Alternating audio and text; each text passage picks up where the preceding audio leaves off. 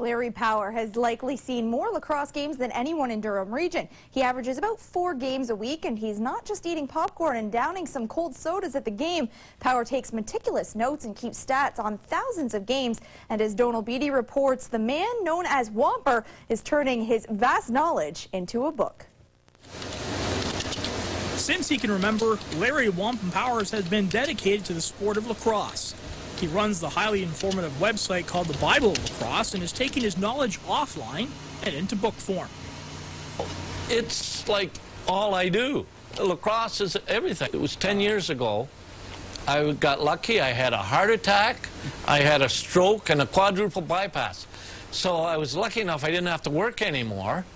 So I'd always saved stats. I had stats since I was 15 years old.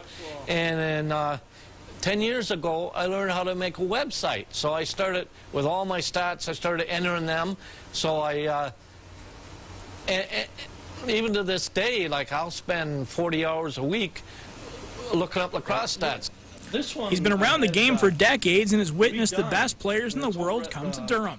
He rates the Gate brothers as 2 of the top players in recent memory, but nothing compares to the legendary Gaylord Palace of those famous Gales teams of the 60s, and Larry went a long way to see them. The blood donor clinic used to give you a ticket for, it was $2 to get into the games, but I didn't have $2 left over at the end of the week. So about once a month, as often as I could, I'd be out giving blood at the blood donor clinic. And you might see me walk around, look rather white, in the summertime when I should have had a bit of a tan. The book chronicling the history of the game is still a work in progress. In the meantime, you can check out a ton of Wamper's photos and collected articles at the website. Donald Beatty, First Local Sports.